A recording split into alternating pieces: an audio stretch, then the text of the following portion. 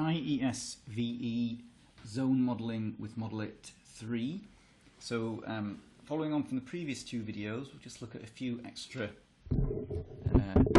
tools. Okay, so we've got the model that we built before, just a simple model with a few rooms. One of the rooms has a window here. We can rotate the view. If we click on the little button next to the axonometric tab there and pan the mouse around, you can rotate the view there just so we can see that window a bit better. Okay, let's just go into a plan view.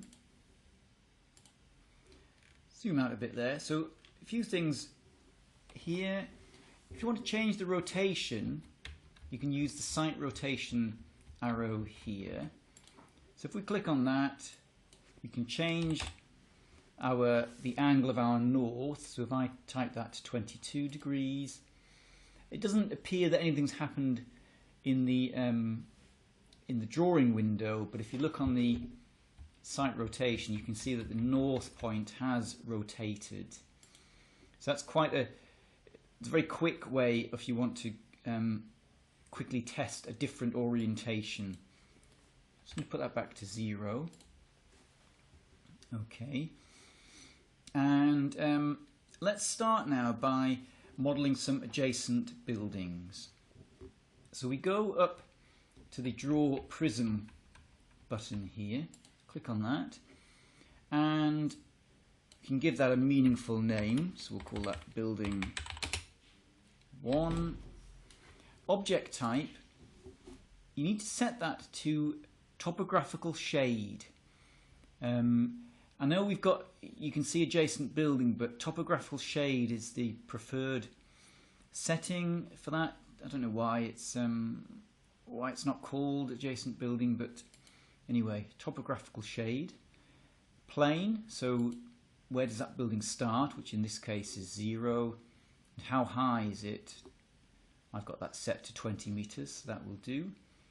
So if let's model an adjacent building over here. So if we click and drag, model that building, just zoom out a bit, and let's do one more. So let's give it another name, Building 2, and let's make this one a bit higher. Let's model that here.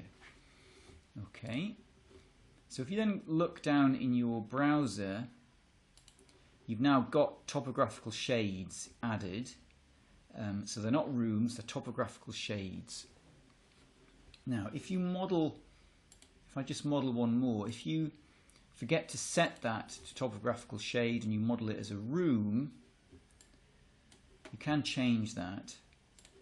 So if we just go into an axonometric, first thing you'll notice there is that the topographical shade buildings appear green, whereas rooms appear blue. So clearly this one is in the wrong type. So if we select that,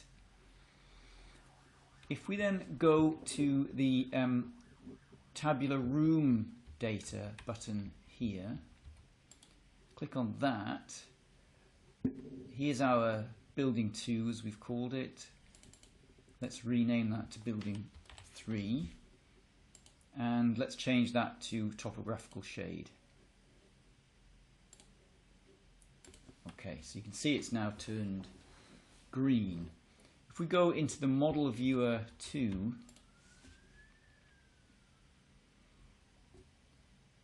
then you can see there we've got our rooms in blue with a window, and these adjacent buildings are now showing in green. And that's important because it therefore means that IES will use those buildings for shading purposes, but it won't try and simulate the energy or the thermal comfort of those adjacent buildings. Okay, let's put a shading device onto that window. Let's go into a plan, zoom in a bit, and it's a very similar principle. We draw a prism, and I'll call this window shade 1. Now this one we want to call a local shade because it's a local shade to the building. The plane height, I'm not quite sure what I set my window, but let's try that at 2.8. And its height, well, it's quite a thin element, so we'll just call it 0.1 of a meter.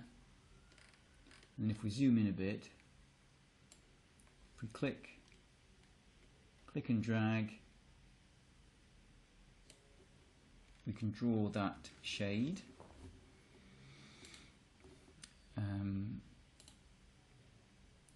Okay, which you can see in our browser has appeared now as a local shade.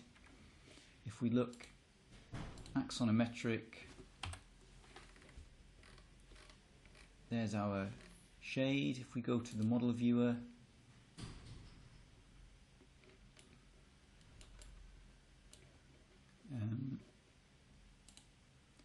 then just zoom in a bit. There you can see that we've got that shading device modelled on our window. Okay, so that's really all I wanted to cover. The last two tools there, they are useful because often, even if you've imported your geometry from Revit or from SketchUp, you often will not successfully import shading surfaces, and therefore you do need to go and add them back in yourself in IES. So at that point we would be ready now to let's say rerun the daylight simulation, bearing in mind now that the shading effect of these adjacent buildings would be taken into account.